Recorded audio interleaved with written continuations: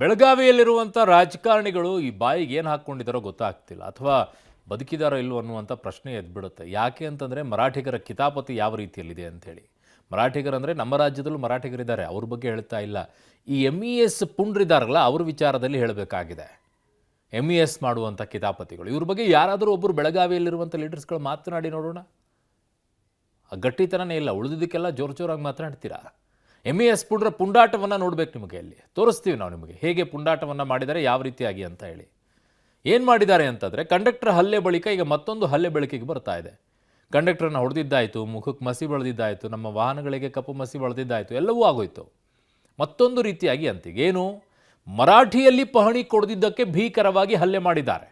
ಇದು ಕರ್ನಾಟಕ, ಕನ್ನಡ ಭಾಷೆಯಲ್ಲೇ ಪಹಣಿಯನ್ನು ಕೊಡೋದು. ಪಡ್ಕೊಳ್ಬೇಕಾದ್ರೆ ಪಡ್ಕೊಳ್ಳಿ, ಇಲ್ಲದೇ ಆದರೆ ಕಿತ್ಕೊಂಡು ಖಾಲಿ ಮಾಡ್ಕೊಂಡು ಮಹಾರಾಷ್ಟ್ರಕ್ಕೆ ಹೋಗಿ. ಕನ್ನಡಿಗ ಅಲ್ಲಿರುವಂಥ ಗ್ರಾಮ ಪಂಚಾಯಿತಿ ಸಿಬ್ಬಂದಿಯ ಮೇಲೆ ಮನಸೋ ಇಚ್ಛೆ ಥಳಿಸಿದ್ದಾರೆ. ಅವನೇನ್ರಿ ಮಾಡಬೇಕು? ಅವನ ಮೇಲೆ ಏನು ನಿಮ್ಮ ಪೌರುಷವನ್ನು ತೋರಿಸ್ಕೊಳ್ಳೋದು? ಅವನು ಏನು ರೂಲ್ಸ್ ಇದೆ ಕರ್ನಾಟಕ ಸರ್ಕಾರದ್ದು, ಆ ರೀತಿಯಾಗಿ ಕೊಡ್ತಾನೆ ಅವನು. ಹಲ್ಲೆಗೂ ಮುನ್ನ ಧಮಕಿ ಹಾಕಿದ್ದರು ಕಿರಾತಕರಿಯವರು. ಏಕೆ ಇದ್ರ ಬಗ್ಗೆ ಒಬ್ಬರಾದರೂ ಬೆಳಗಾವಿಯಲ್ಲಿರುವಂಥ ಒಬ್ಬರಾದರೂ ರಾಜಕಾರಣಿಗಳು ಮಾತನಾಡಿ, ಮಂತ್ರಿಗಳು ಮಾತನಾಡಿ, ಶಾಸಕರು ಮಾತನಾಡಿ, ಸಂಸದರು ಮಾತನಾಡಿ. ಕನ್ನಡಿಗರ ಮೇಲೆ ಹಲ್ಲೆಗೆ ಈಗ ಕರವೇ ಖಂಡನೆ ಮಾಡಿದೆ. ಕರ್ನಾಟಕ ರಕ್ಷಣಾ ವೇದಿಕೆ, ಕನ್ನಡ ಸಂಘಟನೆಗಳು ಇಲ್ಲಿಂದ ಹೋರಾಟ ಮಾಡಬೇಕು. ಗಡಿ ಭಾಗದಲ್ಲಿರುವಂಥ ರಾಜಕಾರಣಿಗಳು ಬಾಯಿಗೆ ಏನು ಹಾಕ್ಕೊಂಡು ಕೂತ್ಕೊಂಡಿದ್ದೋ ಅಥವಾ ಏನು ತುರ್ಕೊಂಡು ಇಟ್ಕೊಂಡಿದ್ದಾರೋ ಗೊತ್ತಿಲ್ಲ. ವರದಿ ನೋಡಿ ಇದನ್ನು. ಬೆಳಗಾವಿಯಲ್ಲಿ ನಿಲ್ಲದ MES ಪುಂಡರ ಪುಂಡಾಟ. ಮರಾಠಿಯಲ್ಲಿ ಪಹಣಿ ಕೊಡದಿದ್ದಕ್ಕೆ ಭೀಕರ ಹಲ್ಲೆ. ಕನ್ನಡಿಗ ಗ್ರಾಮ ಪಂಚಾಯಿತಿ ಸಿಬ್ಬಂದಿಗೆ ಮನಸ್ಸೋ ಇಚ್ಛೆ ಥಳಿತ. ಕಂಡಕ್ಟರ್ ಹಲ್ಲೆ ಬಳಿಕ ಮತ್ತೊಂದು ಹಲ್ಲೆ ಬೆಳಕಿಗೆ. ಬೆಳಗಾವಿಯಲ್ಲಿ ಕಳೆದ ತಿಂಗಳಷ್ಟೇ KSRTC ಬಸ್ ಕಂಡಕ್ಟರ್ ಮೇಲೆ ಮರಾಠಿ ಪುಂಡರು ಹಲ್ಲೆ ನಡೆಸಿದ್ರು. ಇದು ಕರ್ನಾಟಕ ಹಾಗೂ ಮಹಾರಾಷ್ಟ್ರ ಎರಡೂ ರಾಜ್ಯಗಳಲ್ಲಿ ಕೂಡ ಪ್ರತಿಧ್ವನಿಸಿತ್ತು. ಕಂಡಕ್ಟರ್ ಮೇಲಿನ ಹಲ್ಲೆಯ ಪ್ರಕರಣ ಮಾಸುವ ಮುನ್ನವೇ ಬೆಳಗಾವಿಯಲ್ಲಿ ಅಂತಹದ್ದೇ ಅಮಾನವೀಯ ಘಟನೆ ಬೆಳಕಿಗೆ ಬಂದಿದೆ. ಬೆಳಗಾವಿಯಲ್ಲಿ ಮತ್ತೆ MES ಪುಂಡರ ಹಾವಳಿ ಮತ್ತೆ ಮುಂದುವರೆದಿದ್ದು, ಮರಾಠಿಯಲ್ಲಿ ಪಹಣಿ ಕೊಡಲಿಲ್ಲ ಅನ್ನುವ ಏಕೈಕ ಕಾರಣಕ್ಕೆ ಕನ್ನಡಿಗ ಕಾರ್ಯದರ್ಶಿಯ ಮೇಲೆ ರಾಡ್ನಿಂದ ಮಾರಣಾಂತಿಕ ಹಲ್ಲೆ ನಡೆಸಲಾಗಿದೆ. MES ಪುಂಡರಾದ ಚೇತನ್ ಪಾಟೀಲ್ ಹಾಗೂ ವಿಕ್ರಮ್ ಸೇರಿ ಬೆಂಬಲಿಗರು ಹಾಡಹಗಲೇ ಖ್ಯಾತೆ ತೆಗೆದಿದ್ರು. ಅಂಬೇವಾಡಿ ಗ್ರಾಮ ಪಂಚಾಯಿತಿಯ ಕಾರ್ಯದರ್ಶಿ ನಾಗಪ್ಪ ಬಳಿ ಮರಾಠಿಯಲ್ಲಿ ಪಹಣಿ ಕೊಡುವಂತೆ ಕೇಳಿದ್ದಾರೆ. ಇದಕ್ಕೆ ನಾಗಪ್ಪ ಆಗಲ್ಲ ಅಂತ ಹೇಳಿದ್ದಾರೆ. ಹೀಗಾಗಿ ಮರಾಠಿಯಲ್ಲಿ ಪಹಣಿ ಕೊಡಲಿಲ್ಲ ಹಾಗೂ ಅವರ ಕಾನೂನು ಬಾಹಿರ ಕೃತ್ಯಕ್ಕೆ ಸಹಕಾರ ಕೊಡಲಿಲ್ಲ ಅಂತ ಹೇಳಿ ಕನ್ನಡಿಗ ಕಾರ್ಯದರ್ಶಿಯ ಮೇಲೆ ಮಾರಣಾಂತಿಕ ಹಲ್ಲೆ ನಡೆಸಿದ್ದಾರೆ. ಮಹಾರಾಷ್ಟ್ರ ಏಕೀಕರಣ ಸಮಿತಿಯ ಸಕ್ರಿಯ ಜಿಲ್ಲಾ ಸಂಚಾಲಕ ಚೇತನ್ ಪಾಟೀಲ್ ಹಾಗೂ ವಿಕ್ರಮ್ ಬೆಂಬಲಿಗರು ಕೃತ್ಯ ಎಸಗಿದ್ದು, ನಾಗಪ್ಪ ತಲೆಗೆ ಹಾಗೂ ಕಾಲುಗಳಿಗೆ ರಾಡ್ನಿಂದ ಹಲ್ಲೆ ನಡೆಸಿದ್ದಾರೆ. ಮಚ್ಚು, ಲಾಂಗು, ಮಾರಕಾಸ್ತ್ರಗಳಿಂದ ಗೋಜಗಾ ಗ್ರಾಮದ ಬಳಿ ನಡುರಸ್ತೆಯಲ್ಲಿಯೇ ಮನಸ್ಸೋ ಇಚ್ಛೆ ಥಳಿಸಿದ್ದಾರೆ. ನಾಗಪ್ಪ ತಲೆ ಹಾಗೂ ಬೆನ್ನಿನ ಭಾಗಕ್ಕೆ ಗಂಭೀರವಾಗಿ ಗಾಯವಾಗಿದೆ. ತೀವ್ರ ಗಾಯಗೊಂಡ ನಾಗಪ್ಪ ಅವರನ್ನ ಬಿಮ್ಸ್ ಆಸ್ಪತ್ರೆಗೆ ದಾಖಲಿಸಲಾಗಿದೆ. ಬರ್ಬೇಕಾದ್ರೆ ನಡು ದಾರಿ ಒಳಗ PDO ಸರ್ ಹಿಂದ್ ಉಳಿದ್ರು, ನಾನು ಮಾತ್ರ ಮುಂದೆ ಬರತ್ತೀನಿ. ಹಂಗಾಗಿ ಚೇತನ್ ಪಾಟೀಲ್ ಮತ್ತು ವಿಕ್ರಮ್ ಮೆಳಕರ್ ಅವ್ರ ಕಡೆ ಹುಡುಗರು ಅಟ್ಯಾಕ್ ಮಾಡ್ಯಾರ ಸರ್. ಇಲ್ಲ ಸರ್, ಅವ್ರು ಲಾಸ್ಟ್ ಟೈಮ್ ನಂಗೆ ಧಮಕಿ ಕೊಟ್ಟಿದ್ದಾರೆ ಸರ್. ಅವ್ರು ಕಾನೂನು ಬಾಹಿರ ಎಲ್ಲ ನಮ್ ಕೆಲಸ ಮಾಡಿ ಕೊಡ್ಬೇಕಂತ ಹೇಳ್ತಾರೆ ಸರ್. ಉತ್ತರ ಕೊಡ್ಬೇಕಂತ ಸರ್. ನಾವು ಆಗೋದಿಲ್ಲ ಅಂತ ಹೇಳಿದಕ್ಕೆ ಈ ತರ ತಾಳಿ ಮಾಡ್ಯಾರ ಸರ್. 3 ಜನ ಇತ್ತು ಸರ್. ಒಬ್ಬನ ಕಡೆ ಲಾಂಗ್ ಇತ್ತು ಸರ್, ಇಬ್ಬರ ಕಡೆ ಕಬ್ಬಿನ ರಾಡ್ ಇದ್ದು ಸರ್. ರಾಡ್ಲಿ ಹೊಡೆದ್ರು ಸರ್, ಮಚ್ ಬಿಸಾತಿದ್ರು ಸರ್. ಅಟ್ಲಾಗ ಅವರು ಆಜು ಬಾಜು ರೈತರು ಬರಂತಲೇ ಅವ್ರು ಓಡೋದ್ರು. ಹಲ್ಲೆಗೂ ಮುನ್ನ ನಾಗಪ್ಪಗೆ ಪುಂಡರಿಂದ ಧಮಕಿ. ಪಬ್ಲಿಕ್ ಟಿವಿ ಬಳಿ ಎಕ್ಸ್ಕ್ಲೂಸಿವ್ ಆಡಿಯೋ. ಇನ್ನು ಹಲ್ಲೆಗೂ ಮುನ್ನ ಚೇತನ್ ಪಾಟೀಲ್, ವಿಕ್ರಮ್ ಎಳ್ಳೂರ್ಕರ್ ಸೇರಿ ನಾಗಪ್ಪ ಕೂಡ್ಲಿಗೆ ಧಮಕಿಯನ್ನ ಹಾಕಿದ್ದಾರೆ. ಚೇತನ್ ಪಾಟೀಲ್ ಅಂಬೇವಾಡಿ ಗ್ರಾಮ ಪಂಚಾಯಿತಿಯ ಮಾಜಿ ಅಧ್ಯಕ್ಷ ಹಾಗೂ ಹಾಲಿ ಸದಸ್ಯನಾಗಿದ್ದು, ಹಾಲಿ ಅಧ್ಯಕ್ಷರ ಮಗನೇ ಈ ವಿಕ್ರಮ್ ಆಗಿದ್ದಾನೆ.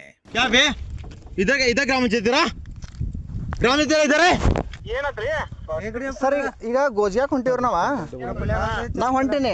ಈ ವ್ಯಕ್ತಿ ಕುಡಿದು ಬಂದ್ಬಿಟ್ಟು ನೀ ಎಲ್ಲಿ ಹೊಂಟಿ ಯಾವ್ದು ಮಾಡ್ತಿ ಅಂತ ಧಮಕಿ ಕೊಡತಾನ್ರಿ ಇಲ್ಲಿ. ನೋಡ್ರಿ ಸರ್, ಅದೆಲ್ಲಾ ತಲೆ ಮೇಲೆ ಯಾಕೆ ತಗೋತೀರಿ ನೀವು? ನಾಳೆ ಭೇಟಿ ಮಾಡ್ತೀನಿ ತಗೋರಿ. ಅಲ್ರಿ ಅಣ್ಣ, ನಾವ್ ಇವ್ರಿಗೆ ಏನ್ ಅಂದಿಲ್ಲ, ಈ ವ್ಯಕ್ತಿಗೆ ಏನ್ ಅಂದಿಲ್ಲ. ಈಗ ಕುಡ್ದಾನ, ನೀ ಇಲ್ಲಿ ಹೊಂಟಿ 3 ಗ್ರಾಮ್ ನಂದನ ಗೋಜಿಯಾಕ್ ಹೊಂಟೀನಿ. ಆಫೀಸಿಗೆ ಬಿದ್ದಾರ ಆಫೀಸ್ ಇದ್ದಾರ? ನಾ ಇಲ್ಲೇ ನಿಂತೇನೆ ಈಗ. ಆಫೀಸ್ ಇದ್ದಾರ? ಆಫೀಸ್ ನೀ ಯಾರಪ್ಪ? ಯಾರು ನೀವು? ಯಾರು ನಾಗರಿಕ ಕೇಳೋ ಇನ್ನು ಗ್ರಾಮ ಪಂಚಾಯತಿಯ ಕಾರ್ಯದರ್ಶಿಗೆ ಹಲ್ಲೆಯಾದ ಬಳಿಕ ಅಂಬೇವಾಡಿ ಗ್ರಾಮ ಪಂಚಾಯತಿ ಕಚೇರಿಗೆ ಬೀಗ ಜಡಿದ ಗ್ರಾಮಸ್ಥರು ಆಕ್ರೋಶ ಹೊರಹಾಕಿದ್ದಾರೆ. ಅಲ್ಲದೆ ಹಲ್ಲೆ ಮಾಡಿದ ಆರೋಪಿಗಳನ್ನ ಬಂಧಿಸುವ ತನಕ ಕಚೇರಿಯ ಬಾಗಿಲನ್ನ ತೆಗೆಯೋದಕ್ಕೆ ಬಿಡಲ್ಲ ಅಂತ ಹೇಳಿ ಪಟ್ಟನ್ನ ಹಿಡಿದಿದ್ರು. ಕಿತ್ತೂರು ಕರ್ನಾಟಕ ಸೇನೆಯ ಅಧ್ಯಕ್ಷ ಮಹದೇವ್ ಅವರು ಭೀಮ್ಸ್ಗೆ ಭೇಟಿ ಕೊಟ್ಟು ಹಲ್ಲೆಗೊಳಗಾದ ನಾಗಪ್ಪ ಆರೋಗ್ಯ ಸ್ಥಿತಿಯನ್ನ ವಿಚಾರಿಸಿದ್ರು. ಹಲ್ಲೆ ಮಾಡಿದ ಆರೋಪಿಗಳನ್ನ ಗ್ರಾಮ ಪಂಚಾಯತಿಯ ಸದಸ್ಯತ್ವವನ್ನ ರದ್ದು ಮಾಡಬೇಕು, ಕೂಡಲೇ ಅವರ ಮೇಲೆ ಕಾನೂನು ಕ್ರಮ ಜರುಗಿಸಬೇಕು ಅಂತ ಹೇಳಿ ಒತ್ತಾಯಿಸಿದ್ರು. ಕಾರ್ಯದರ್ಶಿ ನಾಗಪ್ಪ ಕೊಡ್ಲಿ ಅನ್ನೋ ಒಬ್ಬ ಕಾರ್ಯದರ್ಶಿ ಮೇಲೆ ಮಾರಣಾಂತಿಕ ಹಲ್ಲೆ ಮಾಡಿದ್ದನ್ನು ನೋಡಿದ್ರೆ ಬೆಳಗಾವಿಯಲ್ಲಿ ಏನ್ ನಡೀತಾ ಇದೆ ಮತ್ತೆ ಬೆಳಗಾವಿಗೆ ಪೊಲೀಸರೇ MES ಅವ್ರನ್ನ ಗುಂಡಾಗಿರಿ ಮಾಡ್ಲಿಕ್ಕೆ ಬಿಟ್ಟಿದ್ದಾರೆ ಅನ್ನೋ ಒಂದು ಮನೋಭಾವನೆ ನಮ್ಮ ಕನ್ನಡಿಗರಲ್ಲಿ ಕಾಡ್ತಾ ಇದೆ. ಕನ್ನಡಿಗರನ್ನ ಬಡಿಯುವಂತದ್ದು, ಕನ್ನಡಿಗರನ್ನ ಹೀಯಾಳಿಸುವಂತದ್ದು, ಕನ್ನಡಿಗರು ಯಾವ ರೀತಿ ಸಹಿಸ್ಕೋಬೇಕು, ನೀವು ತಕ್ಷಣ ಅವ್ರು ಯಾರದಾರೋ ನಾಡದ್ರೋಹಿ ಗುಂಡಾಗಳು ಅವ್ರನ್ನ ತಕ್ಷಣ ಬಂಧಿಸಬೇಕು. ಬಂಧಿಸ್ಲಿಲ್ಲ ಅಂತಂತಂದ್ರೆ ನಾವೇನು ಚೆನ್ನಮ್ಮ ಸರ್ಕಲ್ ಅಲ್ಲಿ ಏನ್ ಪ್ರತಿಭಟನೆ ಮಾಡೋದಿಲ್ಲ, ಪೊಲೀಸ್ ಇಲಾಖೆ ಎದುರುಗಡೆನೆ ಮಾಡ್ಬೇಕಾಗ್ತದೆ. ಮರಾಠ ಪುಂಡರಿಗೆ ಬೆಳಗಾವಿ ರಾಜಕಾರಣಿಗಳ ಸಪೋರ್ಟ್. ಕರವೇ ಪ್ರವೀಣ್ ಶೆಟ್ಟಿ ಗಂಭೀರ ಆರೋಪ. ಗ್ರಾಮ ಪಂಚಾಯಿತಿ ಕಾರ್ಯದರ್ಶಿಯ ಮೇಲೆ ಹಲ್ಲೆ ಪ್ರಕರಣವನ್ನ ಖಂಡಿಸಿರುವ ಕರವೇ ಪ್ರವೀಣ್ ಶೆಟ್ಟಿ ಗಂಭೀರ ಆರೋಪ ಮಾಡಿದ್ದಾರೆ. ಬೆಳಗಾವಿಯ ರಾಜಕಾರಣಿಗಳು MES ಪುಂಡರಿಗೆ ಸಪೋರ್ಟ್ ಮಾಡ್ತಾ ಇದ್ದಾರೆ, ವೋಟ್ಗಾಗಿ ಪುಂಡರಿಗೆ ಬೆಂಬಲ ಕೊಡ್ತಿದ್ದಾರೆ. ಬೆಳಗಾವಿ ನಗರ ಘಟಕದ MES ಮುಖಂಡರನ್ನ ಗಡಿಪಾರು ಮಾಡಬೇಕು ಅಂತ ಆಗ್ರಹಿಸಿದ್ದಾರೆ. ಅಲ್ಲದೆ ಸರ್ಕಾರ ಈ ಕೂಡಲೇ ಪುಂಡರನ್ನ ಬಂಧಿಸದೇ ಇದ್ರೆ ಬೆಳಗಾವಿಗೆ ದಂಡಯಾತ್ರೆ ಮಾಡಬೇಕಾಗುತ್ತೆ, ಹುಷಾರ್ ಅಂತ ಹೇಳಿ ಎಚ್ಚರಿಸಿದ್ದಾರೆ. ಬೆಳಗಾವಿ ರಾಜಕಾರಣಿಗಳು MES ಗುಂಡಗಳ ಪರವಾಗಿದೆ ಅನ್ನುವಂಥದ್ದು ನಮಗೆಲ್ಲ ಕನ್ನಡ ಹೋರಾಟಗಾರರಿಗೆ ಇವತ್ತು ನೆನ್ಸಾಗ್ತಾ ಇದೆ. ಅದಕ್ಕಾಗಿ ಸರ್ಕಾರಕ್ಕೆ ಎಚ್ಚರಿಕೆಯನ್ನು ಕೊಡ್ತಾ ಇದ್ದೀವಿ. ಸರ್ಕಾರಿ ಅಧಿಕಾರಿಗಳ ಮೇಲೆ ಹಲ್ಲೆ ಮಾಡಿದ್ರೆ ಸರ್ಕಾರ ಯಾಕೆ ಕಣ್ಮುಚ್ಚಿ ಕೂತ್ಕೊಳ್ಳುತ್ತೆ? ಇವರನ್ನೆಲ್ಲ ಗೂಂಡಾಗಿರಿ ಮಾಡ್ಲಿಕ್ಕೆ ಬಿಡ್ತಾ ಇದ್ರೆ ನಾವು ಕನ್ನಡಿಗರು ಕೈಕಟ್ಟಿ ಕೂತ್ಕೊಳ್ಬೇಕಾ? ಇಂಥ ಗೂಂಡಗಳನ್ನ ಬಂಧಿಸ್ತಿಲ್ಲ ಅಂತ ಹೇಳಿದ್ರೆ ನಾವೇ ಕಾನೂನನ್ನ ಕೈಗೆತ್ಕೋಬೇಕಾಗತ್ತೆ. ಈ ರಾಜ್ಯದಲ್ಲಿ ರಕ್ತ ಕ್ರಾಂತಿ ಆಗತ್ತೆ, ಎಚ್ಚರಿಕೆಯನ್ನು ಕೊಡ್ತಾ ಇದ್ದೀವಿ. ಒಟ್ಟಾರೆ ಇಷ್ಟು ದಿನ ಕನ್ನಡಿಗರು ಹಾಗೂ ಕನ್ನಡಿಗ ಹೋರಾಟಗಾರರ ಮೇಲೆ ನಡೀತಾ ಇದ್ದ ಹಲ್ಲೆಯ ಪ್ರಕರಣಗಳು ಈಗ ಅಧಿಕಾರಿ ವರ್ಗಕ್ಕೂ ಕೂಡ ಕಾಲಿಟ್ಟಿದೆ.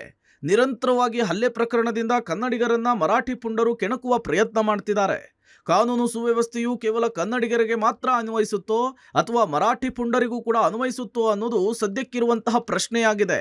Dilip, public TV, Belagavi. ನಮ್ಮ ರಾಜ್ಯದಲ್ಲಿ ಭಾಷೆ ಯಾವುದು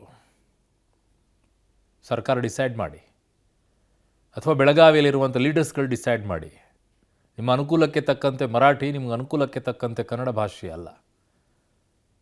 ಇಲ್ಲಿ ಕನ್ನಡ ಹೋರಾಟಗಾರರು ಎಚ್ಚರಿಕೆಯನ್ನು ಕೊಡ್ತೀವಿ. ಎಷ್ಟು ಸಲ ಹೇಳ್ತೀರಿ ಎಚ್ಚರಿಕೆಯನ್ನು ಕೊಡ್ತೀವಿ? ಒಂದು ಸಲ ಬಿಸಿ ಮುಟ್ಟಿಸ್ಬಿಡಿ, ನೋಡೋಣ ಏನಾಗುತ್ತೆ ಅದು.